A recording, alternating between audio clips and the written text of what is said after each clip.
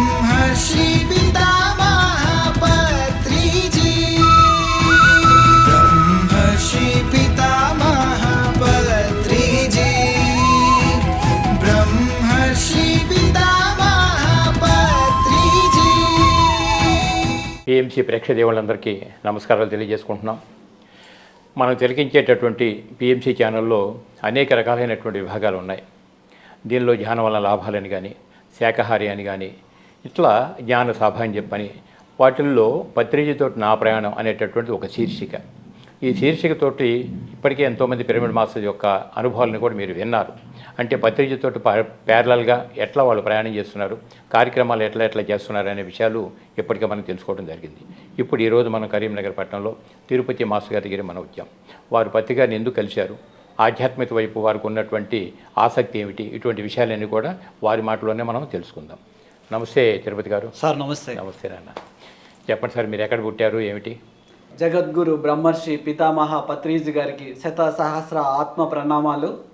నా పేరు తిరుపతి. మరి అలాగే పిఎంసి చూస్తున్న ప్రేక్షక దేవుళ్ళందరికీ నా యొక్క హృదయపూర్వక ఆత్మ అభివందనాలు. నా పేరు తిరుపతి, మాది కరీంనగర్ చొప్పదండి విలేజీ. ఎంతవరకు చదువుకున్నారు సార్ మీరు? సార్ నేను 8th క్లాస్ చదువుకున్నాను. ఓకే. నేను ధ్యానంలోకి ఓషో ధ్యాన యోగం అనే పుస్తకాన్ని చదివి అందులో రకరకాల ధ్యాన పద్ధతులు సాధన చేసి నాకు ఈజీ మార్గం శ్వాస మీద ధ్యాస అనే ఆనాపానసతి ధ్యానాన్ని బాగా నచ్చి ఆనాపానసతి ధ్యానాన్ని సాధన చేసి అనుభవాన్ని పొంది అప్పుడు నాకు అనిపించింది, ఎంతో అనుభవాన్ని పొందాను. అప్పుడు నాకేమనిపించిందంటే నాకు ఒక గురువు కావాలని ఆలోచనతో రోజు నాకు ఒక గురువు కావాలి, సరి అయిన గురువు కావాలని సాధన చేస్తున్న క్రమంలో నాకు సంస్కృతి ఛానల్ ద్వారా పత్రి సార్ నాకు పరిచయం జరిగింది. ఆ సారు యొక్క ప్రతి గురువారం రోజు రాత్రి 9 గంటలకు ఆ ఛానల్లో పత్రి సారి ప్రోగ్రాం వస్తూ ఉండేది. ఆ ప్రోగ్రాం చూసినప్పుడు ఆ సార్ యొక్క మాటలు నన్ను ఎంతో ఇన్స్పైర్ చేసాయి. ఇప్పుడు మనం ఎన్నో ఛానల్లో చూస్తాం, ఎన్నో రకరకాలుగా చెప్తారు జ్ఞానం. సారు యొక్క జ్ఞానం అనేది సింపుల్గా ప్రతి ఒక్కరికి, చదువుకున్నా చదువు లేకపోయినా ప్రతి ఒక్కరికి ఆధ్యాత్మికంగా సంపూర్ణంగా క్లియర్గా అర్థమయ్యే రీతిలో సార్ యొక్క మాటలు ఎంతో, అసలు ధ్యానం అంటే చాలా సబ్జెక్టులో ఏం అర్థం కాకుంటుండేది. ఇలా సార్ యొక్క ఏ నుండి జడదాకా మనం చేసేది ఏంటి, ఎట్లా చేస్తే మనం మా ఆధ్యాత్మిక ఉన్నతిలోకి వెళ్తామనే దాన్ని ఎంతో సులభతరంగా అందరికీ అర్థమయ్యే రీతిలో సార్ యొక్క ఆ మాటలు నన్ను ఎంతో స్ఫూర్తిగా ప్రేరణగా ఇచ్చాయి సార్ నాకు. ఓకే. అంటే చిన్నతనంలో మీకు ఆధ్యాత్మిక జిజ్ఞాస ఏమైనా ఉందా? 8th క్లాస్ వరకు చదువుకున్నాను అన్నారు కదా, చిన్నప్పటి నుంచి మీ కుటుంబంలో తల్లిదండ్రుల పరంగా కానీ ఒక ఆధ్యాత్మిక చింతన ఏమైనా ఉందా, లేదంటే బుక్స్ చదవటం ద్వారానే ఇన్స్పైర్ అయ్యారా? అంటే నాకు నా తల్లిదండ్రులు కానీ ఎవరెవరు నాకు ఆధ్యాత్మిక చింతన ఎవరు లేదు. కానీ నాకు మా నాన్న ఎప్పుడు నేను ధర్మంగా జీవించాలని ఆయన మాటలు ఎప్పుడు నన్ను ఎంతో ప్రేరణగా చేసేవి. సో ఆయన చెప్తాడు కానీ ఆచరణ లేదు. నేను ధర్మంగా జీవించాలి, సత్యంగా జీవించాలన్న ఆలోచన. ఇంకా ఆధ్యాత్మిక పుస్తకాలు నేను లైబ్రరీకి వెళ్ళి రామాయణం, మహాభారతం ఇవన్నీ చదువుతున్నప్పుడు నాకు కూడా నేను ఈ జన్మలో ముక్తి పొందాలి, ఈ చివరి జన్మ వేసుకోవాలని ఆ బలమైన కోరిక నన్ను ఎప్పుడు అలా ఈ యొక్క ఆధ్యాత్మిక మార్గం వైపు ప్రయాణింపజేసడానికి. ఇప్పటికి మీ వయసు ఎంత ఉంటుంది సుమారుగా? నా వయసు దాదాపు ఒక 20 ఏళ్ళ నుండే, నేను ఆ చిన్నప్పటి నుండే ఈ యొక్క మార్గంలో ఉన్నాను సార్. ముక్తి పొందాలనే ఆలోచన మీకు సుమారు ఏ వయసులో వచ్చి ఉంటుంది? నాకు ఒక 18 ఏళ్ళ చిన్నప్పటి ఆ ఏజ్ నుండే ఉంది సార్. నాకు అప్పటి నుంచి ముక్తి పొందాలనే ఆలోచన ఉండేది. అంటే బహుశా రామాయణ భారతాలని చదివిన తర్వాత అర్థమై ఉంటుంది అది సార్. అంటే ఆ పుస్తకాలు ఎప్పుడైతే చదివానో అప్పుడు నాకు మనము అతి ఉన్నతమైన సాధన చేయాలా, మనం ఏం కోరుకోవాలా, అందరూ ఏం కోరుకున్నారు యోగులందరూ, అది మనం కోరుకోవాలన్న ఆ బలమైన ఆలోచన నాకు ఉండేది. మరి ఓషో బుక్స్ ఎక్కడ పరిచయం అయినాయి మీకు? అసలు నాకు అంతకుముందు యోగులు అంటే నాకేం తెలియదు సార్. ఒక రమణ మహర్షి, వివేకానందుడు, రామకృష్ణ పరమహంస తప్పితే నాకేం తెలియదు. మా ఫ్రెండ్ ద్వారా ఆయన వరంగల్లో పీజీ చేస్తే ఒక బుక్, మంచి వివేకానంద బుక్ కొనుక్కున్నామంటే ఓషో పుస్తకాన్ని కొనుక్కొచ్చాడు. అసలు ఆ ఓషో అంటే నాకు కూడా ఎన్నడూ పరిచయం కూడా లేదు. ఆ పుస్తకాన్ని ఇష్టంతో చదవడం మొదలుపెట్టాను. ఆ చదువుతూ ఉంటే అందులో ఎంతో ఆ యొక్క సాధన నాకు ఎంతో బాగా నచ్చాయి. ఓకే. అట్లా ఆ ఫస్ట్ పుస్తకంలో మిమ్మల్ని ఆకర్షించిన పాయింట్స్ ఏమిటి? ఓషో బుక్స్లో. ఓషో ఆయన నదిలో ప్రయాణిస్తుంటే ఆయన ఆ పడవ బోల్తబడి ఒక ఎవరు నిర్జీవ ప్రదేశానికి వెళ్ళిపోయి అక్కడ జీవిస్తూ ఉంటాడు. కొద్ది రోజులు అందరి కోసం ఎదురు చూస్తూ ఉంటాడు. తర్వాత తన ధ్యానంలోకి వెళ్ళిపోయిన తర్వాత అందరూ ఆయన వెతుక్కుంటూ కొన్ని సంవత్సరాల తర్వాత వస్తే అసలు ఆయన అప్పుడు ఆలోచిస్తాడు, నేను పోవాలన్నా వద్దా, ఇప్పుడు నేను ఎంతో ఆనందంగా ఉన్నా అనే ఆ పాయింట్ నాకు ఎంతో ప్రేరణగా అనిపించింది. Okay okay. అక్కడి నుంచి ఓషో మీద ఫేవరిజం పెరిగింది మీకు. చాలా సార్. అక్కడి నుంచి ఇక మిగతా బుక్స్ కూడా కొంచెం చదవటం మొదలు పెట్టారా? ఓషో బుక్స్ అంటే ఓషో బుక్స్ నాకు అంతకుముందు ఏం పెద్దగా తెలియదు. తర్వాత ఈ పిరమిడ్ స్పిరిచువల్ సొసైటీ మూవ్మెంట్లోకి వచ్చిన తర్వాత ఓషో పుస్తకాలు చదివాను చాలా దాదాపు. ఓషో బుక్స్ చదివినప్పుడే ఆనాపానసతి అర్థమైంది. ధ్యానం చేయటం మొదలు పెట్టారా అప్పటికే? నేను అంతకు ముందు నుండే నేను వెజిటేరియన్గా మారాను. ఓకే. ఎందుకు మారారు మీకు? అంటే బై బర్త్ వెజిటేరియనా మీరు? లేదు, మా తల్లిదండ్రులు అందరూ నాన్ వెజే, కానీ నేను మాత్రం వెజిటేరియన్గా మారాను. ఎందుకో మరి పూర్వజన్మ సుకృతమేమో నాకు తెలియదు, కానీ మా చుట్టూ కానీ మా చుట్టూ ఎవరున్నా ఆధ్యాత్మిక మార్గంలో ఎవరూ లేరు, కానీ అలా నేను రావడం జరిగింది. మారాలనిపించింది మీకు?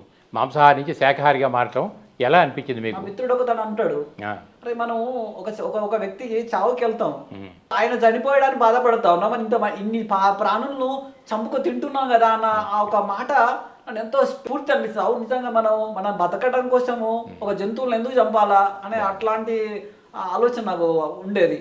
వెంటనే నాకు నేనుగా మానేశాను. చాలా సంతోషం. ఒక శాఖాహారిగా మారాను. రైట్. పత్రికని సుమారుగా ఏ సంవత్సరాలు కలిసి ఉంటారు మీరు? నేను పత్రిసాన్ని ధ్యాన గ్రామీణ అనే ప్రాజెక్టు మారం శివప్రసాద్ సార్ చేస్తూ ఉన్నాడు. అది అక్టోబర్ 2, 2008లో ఖమ్మంలో శాకాహార ర్యాలీ వేస్తే ఆ సంస్కృతి ఛానల్లో వచ్చింది. ఓకే. ఆ సార్ నెంబర్ ఇచ్చారు. ఆ నెంబర్కి ఫోన్ చేస్తే రండి తప్పకుండా అన్నాడు. అక్కడికి వెళ్ళి నేను సార్ని కలిశాను. కలవగానే ఏమనిపించింది మీకు? సార్ని చూస్తే ఎంతో అసలు ఆనందంతో తేలిపోతా ఉన్నా, కానీ నాలో ఒక భయం ఉండేది. సంస్కృతి సారు మనం చూస్తేనే అన్నీ తెలిసిపోతాయని, మనం ఎట్లా ఉన్నామో మనకేం తెలియదు, సార్ దగ్గరికి వెళ్ళి మాట్లాడాలని ఎంతో భయంగా అనిపించేది. ఓకే. సార్ని దగ్గరికి వెళ్ళి షేక్ హ్యాండ్ ఇచ్చి కాళ్ళు పాదనమ చేసి వచ్చాను. అప్పుడు అంత ప్రోగ్రామ్ అంతా విన్నాక సార్ని అడిగితే డాక్టర్ శ్రీనివాస్ సార్ నెంబర్ లేదు, కానీ అరుణాజ్యోతి మేడం నెంబర్ ఉందని, ఆ విధంగా సార్ నెంబర్ తీసుకొని నేను ఈ పిరమిడ్ స్పిరిచువల్ సొసైటీ మూవ్మెంట్ లోకి ఈ విధంగా రావడం జరిగింది. తర్వాత మరి సారుని చూశారు కదా, తర్వాత ఆయనతో మాట్లాడే సన్నివేశాలు ఎప్పుడు క్రియేట్ అయినాయి? అయితే 2009లో ఈ మేడం ద్వారా మన కరీంనగర్లో అరుణాజ్యోతి మేడం వాళ్ళ నాన్న శ్రీమనారాయణ సార్ గారు వాళ్ళ ఇంటి పైన ఒక 13x13 ఒక పిరమిడ్ వేశారు. ఓకే. ఆ పిరమిడ్ ఓపెనింగ్స్ కోసం సార్ వచ్చాడు. వచ్చినప్పుడు నేను సార్తో రాత్రి అంతా సార్ అక్కడే ఉన్నాడు, నేను కూడా అక్కడనే సార్తో ఉన్నాము. ఓకే. ఆ క్రమంలో ప్రోగ్రామ్ అంతా అయిపోయిన తర్వాత సారు ఈ డాక్టర్ శ్రీనివాస్ సార్ నన్ను పరిచయం చేశాడు సార్కి. ఓకే. సార్ ఏమన్నాడంటే, సార్కి ఇట్లా చెప్పండి మాస్టర్ సార్ అని పరిచయం చేయబడ్డాడు. నేను సార్ షేక్ హ్యాండ్ ఇచ్చి ఫోన్ మాట్లాడుతూ ఉన్నాడు. తర్వాత నేను మళ్ళీ కాసేపు ఆగి ఫోన్ అట్లనే కంటిన్యూ మాట్లాడుతూ ఉన్నాడు. ఆ తర్వాత మళ్ళీ సార్ షేక్ హ్యాండ్ తీసుకొని చెప్పు అని అన్నాడు. సార్ మరి చెప్పదండి సార్ ఇట్లా అన్న తర్వాత ఇట్లా బాగా చూసాడు, కళ్ళల్లో కళ్ళు పెట్టి సార్ బాగా చూసి, చెప్పదండి గురువు నువ్వే, చెప్పదండి అంతా ధ్యాన ప్రచారం చేయాలన్నాడు. అంటే సార్తో నాకు ఎక్కువ మాట్లాడలే, నేను ఎప్పుడు నాకు కొంచెం ఎప్పుడు కొద్దిగా భయంతో ఉండేది. ఎందుకంటే మరి నేను ఏం మాట్లాడాలో ఎట్లా మాట్లాడాలో, ఒక విలేజ్ నుండి వచ్చిన నాకు ఏం తెలియదు అన్నట్టుగా ఉండేటోని. సార్ చెప్పాడు, తల మాత్రం ఊపాను ఓకే సార్ అని. అట్లా ఆ మాటల్లో సార్ అన్నాడు, కానీ నాకు ఆ మాటలు ఇంటికి వెళ్ళి పడుకుంటే నా మనసులో అదే వినబడుతూ ఉంది. సో చెప్పండి గురువు అన్నాడు. సో మరి మేడం నన్ను అరుణాజ్యోతి మేడం నన్ను ఎంతో ప్రోత్సహించేది. తిరుపతి నీకు ఎంతో ధ్యాన అనుభవం ఉంది సాధనలో, నువ్వు ధ్యాన ప్రచారం చేయని మేడం నన్ను ఎంతో ప్రోత్సహించేది. పత్రికానికి కలవక ముందు నుంచే ధ్యాన పరిచయం అయిపోయింది కదా. ధ్యానం ఎంతసేపు కూర్చొని చేసేవాళ్ళు మీరు? అంటే నేను సంస్కృతి ఛానల్లో సార్ పరిచయం. అవును సరే. అంటే ధ్యానంలో కూర్చున్నప్పుడు ఎంతసేపు కూర్చునేవాళ్ళు? నేను గంటల తరబడి కూర్చున్నా. నేను పత్రిసారి సంస్కృతి ఛానల్లో త్యాగరాజ స్వామి నిద్ర నిరాకరించి తంబురు చేదబెట్టి సాధన చేస్తాడు అని చెప్పినాడు. మనం కూడా ఏ సమయాన్ని వృధా చేయొద్దు, సాధన చేయాలంటే నేను నైట్ అంతా కుర్చీలో కూర్చుండి డే అంతా వీలుంటే గంటల తరబడి సాధన చేసేవాడిని. ఎట్లా ఫీల్ అయ్యేవాడు మీరు అప్పుడు? అసలు అద్భుతంగా, ఎంత అద్భుతం, అసలు ప్రపంచంతో సంబంధం లేదు. అంటే అప్పుడు నాకు ఈ ప్రపంచంతో సంబంధం లేదు, నాకు నేను ఎంతో బ్రహ్మానంద స్థితిలో అలా గడుపుతుండేవాడిని. రైట్. ఇప్పుడు మరి ధ్యానంలో చాలామంది చెప్తుంటారు కదా, మాకు తాడే ఓపెన్ అయిందని, యాసల్ ట్రావెల్స్ నడిచానని, ఇట్లా లేదంటే పైన యాసల మాస్టర్ దగ్గర నుంచి సమాచారం తీసుకుంటే ఇట్లా అనేక రకాలుగా విన్నారు కదా ఇప్పటికి మీరు. సార్ వీటిల్లో మీ అనుభవాలు ఏమైనా ఉన్నాయా అట్లా? నాకు ఎట్లాంటి అనుభవాలు ఏం రాలేదు సార్. ఆ ఎనర్జీని ఫీల్ అవుతుంది. నా ఒక్కటే ఒక అనుభవం, నా జీవితాన్ని మార్చింది ఒక అనుభవం. ఓకే. నేను ధ్యానంలో కూర్చున్నప్పుడు నా గొంతులో ఒక చల్లటి కమ్మని ఒక అమృతం లాంటి శ్వాస నాలోకి వస్తుండేది. ఓకే. ఆ ఒక్క అనుభవం నా జీవితాన్ని మార్చేసింది మొత్తం మీరు స్థిరపట్టాకి ఆ, అదొకటే ఇక. ఒకటి బాగా బలంగా. రైట్ నాన్న. ఇక మరి జనరల్గా సాధన అయినప్పుడు చేసుకున్న వాడికి చేసుకున్నంత మహదేవ, కాబట్టి సాధన బాగా చేస్తున్నారు. సార్. ఇప్పుడు పత్రిక ఏం చెప్తున్నారు మనకి, ప్రతి ఒక్క వ్యక్తి ఎదగటానికి సాధనతో పాటు స్వాధ్యాయం కావాలన్నారు, సజ్జన సాంగత్యం కావాలంటారు. ఈ స్వాధ్యాయం అనేటటువంటి దానిలో మీరు ఓషో బుక్స్తో పాటు పత్రిక ప్రపోజ్ చేసిన కొన్ని బుక్స్ ఉన్నాయి కదా, అవి ఏమైనా చదివారా మీరు? సార్ నేను దాదాపు ఒక 400-500 పుస్తకాలు చదివాను సార్. అబ్బో. బిగినింగ్లో సార్ ఏం చెప్పారు మీకు, ఏం బుక్స్ ప్రపోజ్ చేశారు? మనం సార్ యొక్క ఆడియో అన్నీ ఉన్నాయి. ఆ ఆడియోలు ఎన్నో వందల సార్లు విన్నాను నేను. ఓకే. ఓకే. కంటిన్యూగా వింటూ సార్ అందులో స్వాధ్యాయాలో సంబంధించి చాలా పుస్తకాలు చెప్పాడు. ఓకే. ఒక యోగి ఆత్మకథ, స్వామి రామ, మిర్దాద్, ఇట్లాంటి రకాల నేను దాదాపు ఒక ఓషో పుస్తకాలే ఒక 40-50 పుస్తకాలు చదివాను సార్ ఓషో. ఓకే. ఓకే. ఇప్పుడు ఆ సారాంశం మీరు తీసుకున్న తర్వాత ఏమైనా ఎక్స్పెరిమెంట్ చేయాలి కుతూహలం ఏమన్నా మీకు? అంటే లోప్సామ్ రాంప తాడా మన ఆస్ట్రల్ ట్రావెలింగ్ కోసము ఎన్నో రకాల ప్రయత్నం చేశాను. ఓకే. అంటే కొంత సతరీకృతం అయినట్టు అనిపించింది. అంటే ఒకసారి అట్లా 2-3 సార్లు అలా ఆస్ట్రల్ ట్రావెల్ చేసినట్టుగా అట్లాంటి ఫీలింగ్ అనుభవాలు కొన్ని కలిగాయి సార్. మరణం లేని మీరంటే సారు కూడా కొన్ని వేల పుస్తకాలు చదివారు అప్పటికే, అంటే చిన్నతనం నుంచే పుస్తకాలు చదివారు. కానీ మరణం లేని మీరు చదివేసరికి బట్ నేను ఎన్లైట్ అయ్యారని చెప్పని పత్రిక స్వయంగా చెప్పడం జరిగింది.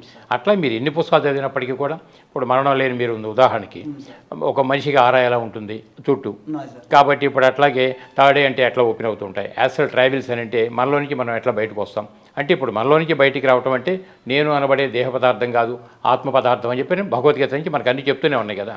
అట్లా మీకు కూడా ఏమన్నా ఫీలింగ్ అట్లా అవుట్ ఆఫ్ బాడీ ఎక్స్పీరియన్స్లు కానీ ప్రాక్టికల్ ఏమన్నా చేసేగారా? లోప్సామ్ ప్రాంప యొక్క పడుకొని ఒక 6 అడుగుల పైన నా దేహం ఉంది అని ఊహిస్తూ ఆ సాధన చేశాను.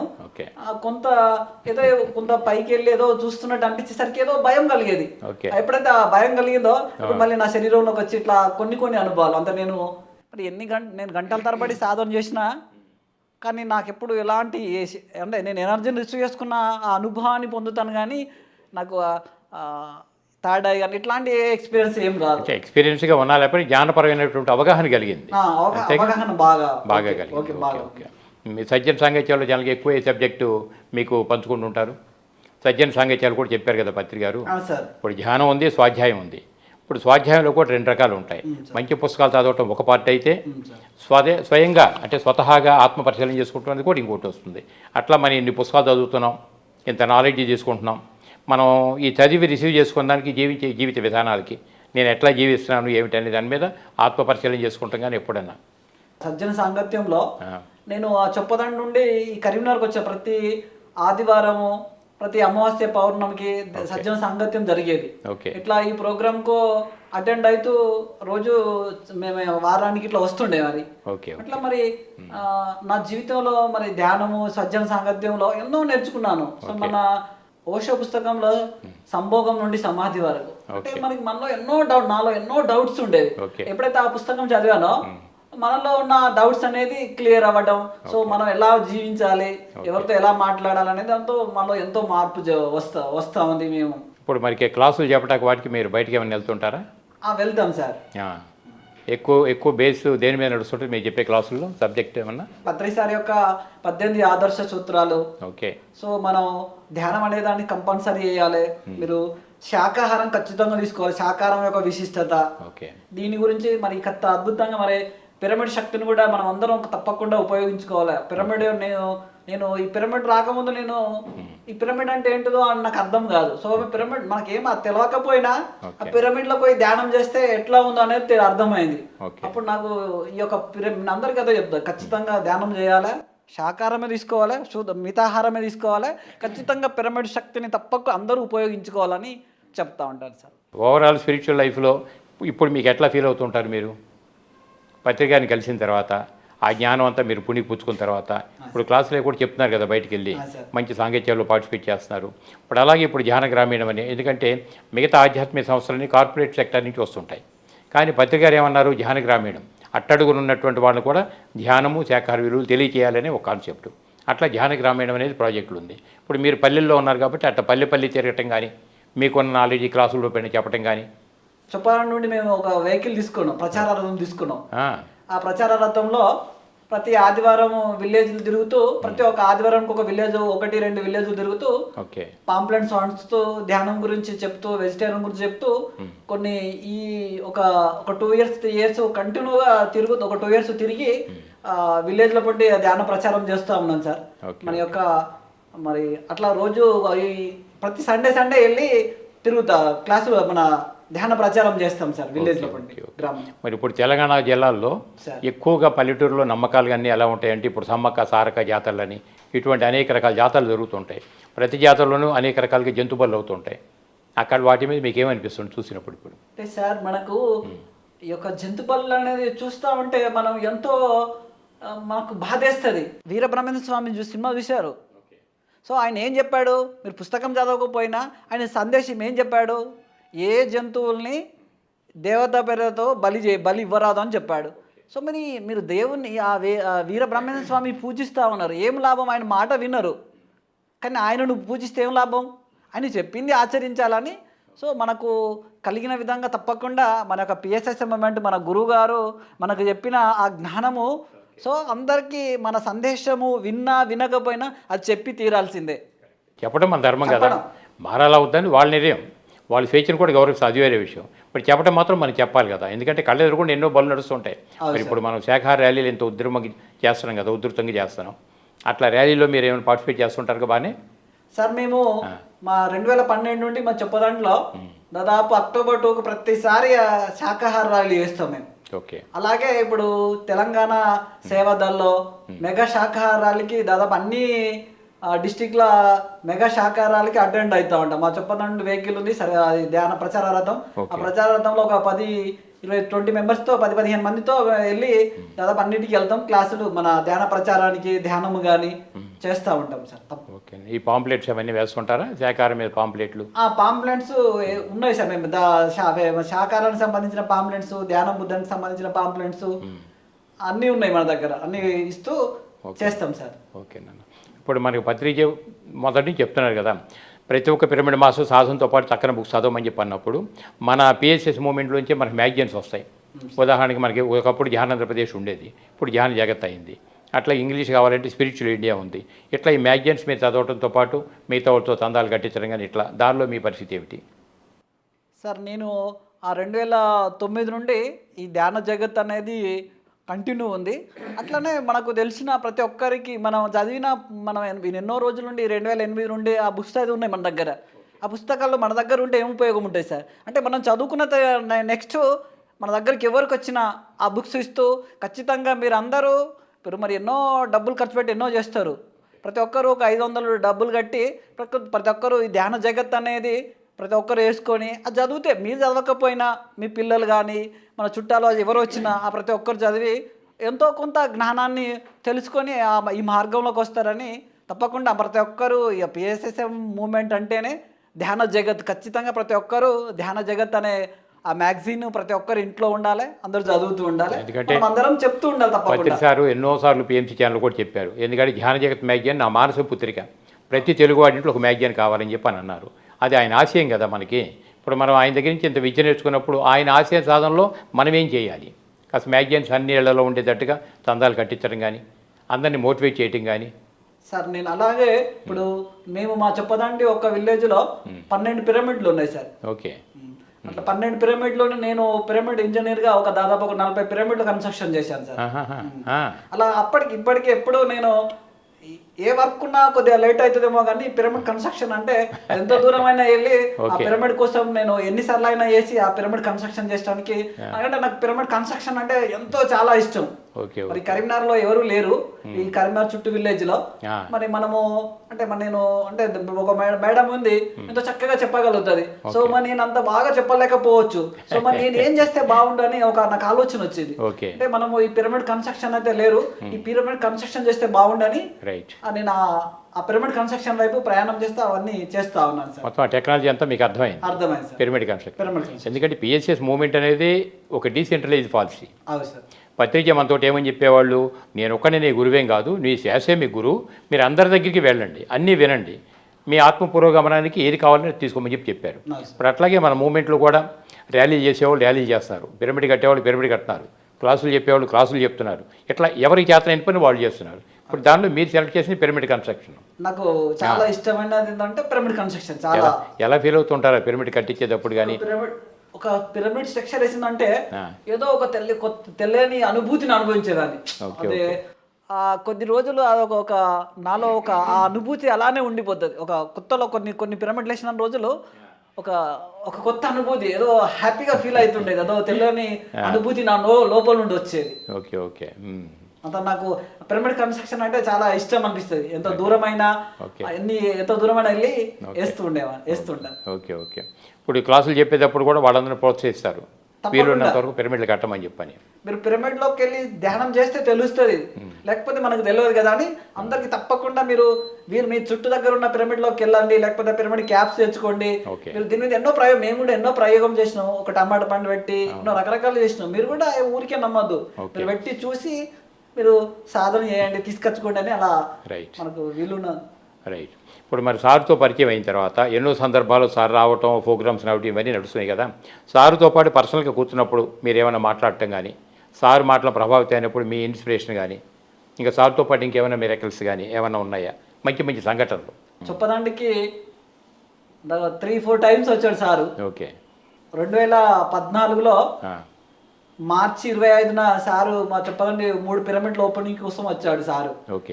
మరి అప్పుడు ఆ 3 పిరమిడ్ల ఓపెనింగ్ కోసం వచ్చినప్పుడు మేము చెప్పదండిలో బైకులతో ర్యాలీ చేసి సార్ను తీసుకురావడం జరిగింది. ఒక 200 మందితో ఒక ప్రోగ్రామ్ చేశాం. ఓకే. వచ్చేసి సార్ అప్పుడు అందరితో కలిసి నేను అడిగాను, సార్ మేమంతా 35 లోపు యూతే సార్ అని అన్నాం. అంటే అరే నేను కూడా యూతేరా బాయ్ అన్నాడు అని సార్ చెప్పాడు అనమాట. అరే శక్తి ఎవరికి ఉంటుందో వాడు నిజమైన యువకుడు అని కరెక్ట్ సార్ చెప్పాడు. బాగుంది. ఎట్లా ఫీల్ అయ్యేవాడు మీరు అప్పుడు సార్తో మాట్లాడుతుంటే? సార్తో మాట్లాడుతున్నంతసేపు నాకు కొత్తలో చాలా భయంగా అనిపించింది. అంటే ఎంతో సార్ అంటే చాలా అభిమానం. కాకపోతే ఏంటంటే సార్కు కొద్దిగా దూరం, చాలా దగ్గర మనము కొద్దిగా వేరే భయంగా అనిపించేది. సార్ మరి కొడతాడో ఏమన్నా భయం ఉండేది. కానీ తర్వాత ఎంతో మనని ఎంత ఒక ఫ్రెండ్ లాగా ఎంత మరి సార్ ర్యాలీ చేసి మా బైక్ మీద వచ్చేవాడు సార్. ఓకే. అంటే అట్లా అప్పుడు మనకు దూరంగా అనిపించేది. సార్ బైక్తో వచ్చి మనతో మాట్లాడుతుంటే అంత ఒక ఫ్రెండ్ లా ఫీల్ అయ్యేటోళ్ళం. ఎంత చక్కగా ప్రతి విషయాన్ని స్పష్టంగా క్లియర్గా సార్ యొక్క మాటలు మా సార్ వచ్చిండంటే ఎంతో అలర్ట్గా ఉండి చక్కగా చేస్తుండే వాళ్ళం సార్. సార్ నిదాన్ని కర్నూలులో మొదలుపెట్టినటువంటి ఈ ధ్యాన ప్రచార కార్యక్రమాలు ఒక వ్యక్తిగా బయటకు వచ్చి తర్వాత ఆయన పర్పస్ ఆఫ్ లైఫ్ ఏమిటో ఆయన గమనించుకున్న తర్వాత ఆయన ఉద్యోగానికి కూడా రాజీనామా చేసి ధ్యానం చెప్పడం మొదలుపెట్టారు. అలా ఒక వ్యక్తిగా వచ్చిన మనిషి ఈరోజు శక్తిగా ఆవిర్భవించి ప్రపంచవ్యాప్తంగా కొన్ని లక్షల నుంచి కోట్ల మందిని ప్రభావితం చేయగలిగారు కదా, ఓవరాల్ పిఎస్ఎస్ మూవ్మెంట్. ఇప్పుడు అట్లా మీ పర్పస్ ఆఫ్ లైఫ్ ఏమిటి అనేది మీరు గ్రహించగలిగారా? సార్ నాకు నా పర్పస్ ఆఫ్ లైఫ్ అంటే పిరమిడ్లు ఎలాగో నిర్మాణం చేస్తున్నారు, ఎక్కువ ఆవైపే ఆకర్షితులు అవుతున్నారు. సంసారంలో నిర్మాణం కాబట్టి కుటుంబం అనే తల్లి తండ్రి ఇవన్నీ ఎలాగ ఉంటుంటాయి అంటే సార్ నేను మా కుటుంబం అంతా ధ్యాన కుటుంబము. ఓకే. నేను ధ్యానం చేసిన తర్వాత మా ఆవిడ ఒక 2 సంవత్సరాలతో ఆమె వెజిటేరియన్గా మారి ఆమె ధ్యానం చేయడం మొదలెట్టింది. ఓకే. సో మా బాబు కూడా పైమాలో వర్క్ చేస్తూ ఉంటాడు. అందరూ వెజిటేరియన్. సో అందరికి ధ్యానం అనే దాని గురించి, ఈ వెజిటేరియన్ మూమెంట్ గురించి చాలా చక్కగా ధ్యానం ప్రచారం చేస్తాడు. మా పాప కూడా చక్కగా వాళ్ళ చుట్టూన అలా మిత్రులతో అందరితో ఈ ధ్యానము శాకాహారాన్ని చక్కగా ప్రచారం చేస్తా ఉంటాం. ఫ్యామిలీ అంతా శాకాహార కుటుంబం. బాగుంది. మరి ఇప్పుడు సారు ఉన్నంత వరకు సారు ఉన్నారు కదా, ఇప్పుడు సార్ కాన్సెప్ట్ అంతా ఏమిటి? ధ్యాన జగత్తు, శాకాహార జగత్తు. అంటే ప్రపంచం మొత్తం మారాలన్నారు. ఒక రాష్ట్రానికో దేశానికో పరిమితమే లేదు. మరి ప్రపంచం అంతా వెళ్ళాలంటే మనం పోయి తిరగలేము. కాబట్టి ప్రపంచం అంతా వెళ్ళాలని ఛానల్ కావాలని చెప్పి కోరుకున్నారు. దానికోసం మన పిఎంసి ఛానల్ వచ్చింది. ఇప్పుడు ఛానల్ రెగ్యులర్ చూస్తుంటారు మీరు? సార్ రెగ్యులర్ చూస్తాం సార్ పిఎంసి ఛానల్లో. మనం టీవీలో కాకపోయినా సెల్లో మన ప్రోగ్రామ్స్ ఏమున్నా ప్రతి పిఎంసిలో ఏం జరుగుతుంది. మనం ఏంటంటే ఇప్పుడు సార్ ఎక్కడో ఉన్నావు ఈ మన ఏం జరుగుతుంది అనేది ఎట్లా తెలుస్తుంది? ఖచ్చితంగా పిఎంసి చూస్తేనే మన పిఎస్ఎస్ఎం మూమెంట్ లో ఏం జరుగుతుంది, ఏ ప్రోగ్రామ్ ఉంది, ఎప్పుడు ఉంది, ఎలా ఉంది, ఎలా జరిగింది అనేది మనం విజువలైజ్ చేసుకోగలుగుతాం. ఈ రోజు ఇప్పుడు పిఎంసి గురించి పిఎంసి చూసి ధ్యానంలోకి వచ్చిన వాడిని చాలా మంది ఫోన్ కాల్ చేయడం కానీ వాళ్ళ అనుభవాలు చెప్పడం కానీ ఎంతో వాళ్ళు హ్యాపీగా ఫీల్ అవ్వడం చాలా మంది ఈ మధ్య పిఎంసి ద్వారా ఎంతో మంది వస్తూ ఉన్నారు. ఓకే, ఇప్పుడు జరిగే ధ్యాన మహాయాగాల్లో వచ్చేవాళ్ళు కూడా సగం మంది పిఎంసి చూసే వస్తున్నారు కదా. అటువంటిప్పుడు మరి పిఎంసి క్షణక్షణం సత్యదర్శనం అని చెప్పి చెప్తున్నాం, అదే పత్రిక ఎదుగుకోండి పిఎంసి అని చెప్పి చెప్తున్నాం. అటువంటిప్పుడు మన ఛానల్ మనం బలపరచుకోవాలి కదా పరిస్థితి. ఎందుకంటే ఒక ఛానల్ నడపాలంటే చాలా ఖర్చుతో కూడుకున్న పనులు కదా. అట్లా మరి పిఎంసీని బలపరచడం కోసం మీరు పిఎంసీ అంబాసిడర్స్ అని ఇట్లా అనేక రకాలు పెట్టారు కదా, వాటిలో కూడా మీకు ఏమైనా ప్రవేశం ఉందా? నేను కూడా అంబాసిడర్గా చేసాం సార్. చేరారా? చేశాం సార్. Okay okay right. కాబట్టి అంబాసిడర్స్గా ఏం చేయాలనే విషయాలు మీకు తెలుసు. సుమారు సంవత్సరానికి అంటే మన మిత్రబృందంలో ఎక్కడైనా ఫంక్షన్ జరుగుతుంటే అవన్నీ తీసి మనం పంపడం, పిఎంసీ ద్వారా శుభాభినందనలు తెలియజేయటం అనే కార్యక్రమాల్లో వస్తాయి. అలా చేసేదే మనకి పిఎంసీ అంబాసిడర్స్ అని చెప్పండి. రైట్ నాన్న. అట్లాగే అప్పుడు ఆ విధంగా మీరు బలపరుస్తున్నారు. సరే, అయితే పిఎంసీలో ఇప్పుడు మనకి పత్రిజీ ఉన్నంత వరకు ఆయనతో పాటు కలవటం, ఆయన లక్ష్యమే మన లక్ష్యంగా మనం ప్రయాణం చేసాం. ఇప్పుడు పత్రిజీ శరీర విరమణ చేశారు కదా, దేహ విరమణ చేశారు కదా ఆయన, దాని మీద మీ అభిప్రాయం ఏంటి? ఇప్పుడు తర్వాత మీ ఫీలింగ్ ఏమిటి? నాకు ఇంకొక అనుభవం ఏంటంటే ఇప్పుడు మీరు మా పెద్దపల్లిలో 2022లో పిరమిడ్ ఓపెనింగ్ జరిగింది. ఓకే. సో సార్ అక్కడ అంతకు ముందే నీకు సార్తో మాట్లాడకుండా అరుణజ్యోతి మేడంతో మాట్లాడి మా చెప్పాలంటే ఒక 2 పిరమిడ్స్ ఓపెనింగ్ ఉన్నాయి సార్, మేడం మాకు సార్ను తీసుకురావాలంటే ఫోన్ చెప్పాలి సార్ అంటే మేడం అంటే వస్తే ఓకే వస్తాడు సార్ అని అన్నారు. ఓకే. తర్వాత అక్కడికి వెళ్ళిన తర్వాత సార్ పరిస్థితి సార్ కొద్దిగా చాలా అనారోగ్యపరంగా కొద్దిగా బాగా వీక్ ఉండి సార్ రాలేకపోతా ఉన్నాడని మేడం అంటే అప్పుడు సాయి కుమార్ రెడ్డి సార్ని అడిగితే అమ్మో నాకు తెలియదు నేను అడగలేను అన్నాడు. నేను సార్ దగ్గరికి వెళ్ళి నేను అడిగాను, సార్ మా చెప్పాలంటే 2 పిరమిడ్స్ ఉన్నాయి సార్ మీరు రావాలి సార్ అన్న. ఓకే. వీలు కాదు కదా అన్నాడు. ఒకటే మాట వీలు కాదన్నాడు అంతే. నా కంటిలో నుండి ఏకదాటిగా నీరు గారిపోతూ ఒకటే ఎక్కెక్కి ఏడుస్తూ ఒక 10 నిమిషాల సేపు అంటే సార్ ఓకే వస్తా అన్నాడు. కానీ అదెందుకో ఒక 10 నిమిషాల్లో ఎక్కెక్కి పడుతూ నా నుండి కంటి నుండి బాధ అనేది ఎందుకో లోపల నుండి వస్తూనే ఉంది. ఒక 10 నిమిషాల్లో అది ఆగలేదు. అట్లా నాకు అట్లా అనిపించింది. ఆ తర్వాత మళ్ళీ సార్ అన్నాడు, సరే నేను రాను, నేను పైకి వచ్చి ఓపెన్ చేయలేను కానీ కిందికి వస్తాను అని అన్నాడు. సార్ మాకు సంతోషం సార్, మీరు వస్తేనే మాకు మీరు రావడమే మహాభాగ్యం అంటే వచ్చి అట్లా 2 pyramid open sir Sai Kumar Reddy sir open చేశాడు, సార్ కింద కూర్చున్నాడు. అలా జరగడం జరిగింది. బాగుంది. ఇప్పుడు మరి సార్ శరీర విరమణ చేశారు కదా, ఇప్పుడు మీ ఫీల్ ఏమిటి? శరీరంతో లేకపోయినా సార్ ఎప్పుడు మనతో ఉంటాడు. 2029 దాకా సార్ ఎప్పుడు మనతో ఉంటాడు. కానీ మరి సార్ ఉన్నా లేకపోయినా శరీరంగా సో మనం చేసే ఆయన లేకపోయినా ఆయన వాక్ ఉంది, ఆయన చెప్పిన అది అనేది మన ముందు కనిపిస్తా ఉంది.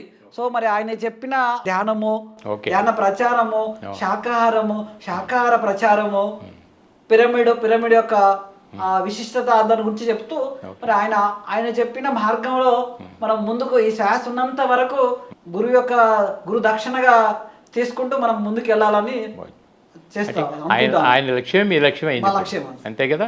కాబట్టి ఏ లక్ష్యం కోసం పాటుపడ్డారో, ఏ ధ్యాన జగత్ శాఖాహార జగత్ అన్నారో ఆ ప్రయత్నంలో మీ వల్ల అయినంతవరకు మీరు ప్రయాణం చేస్తూ ఆయన కాన్సెప్ట్కి న్యాయం చేస్తున్నారు ఇప్పుడు, అంతేగా.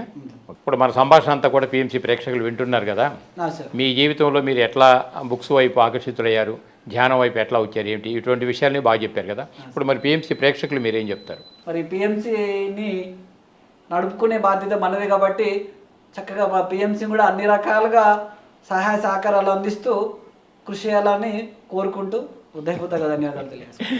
రైట్ నాన్న, థ్యాంక్ యూ వెరీ మచ్. ఇది మాస్టర్స్ పత్రికతో నా ప్రయాణం అని అంటే ఆయనతో పాటు కారులో కూర్చొని మొత్తం తిరగక్కర్లా, ఆయన ఆశయాలు ఏవైతే ఉన్నాయో, ఆయన లక్ష్యం ఏదైతే ఉన్నదో ఆ లక్ష్య సాధనలో ఒక్కొక్కరు ఒక్కొక్క రకంగా బయటకు వస్తున్నారు. క్లాసులు చెప్పేవాళ్ళు అపారమైన జూమ్ క్లాసులు చెప్తున్నారు, ఇప్పుడు ర్యాలీ చేసేవాళ్ళు ర్యాలీ చేస్తున్నారు.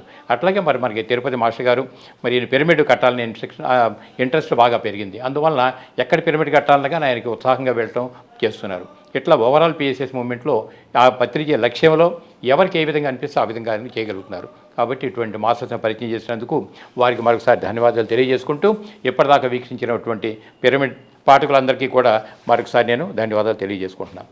సో థ్యాంక్ యూ నాన్న, థ్యాంక్ యూ వెరీ మచ్.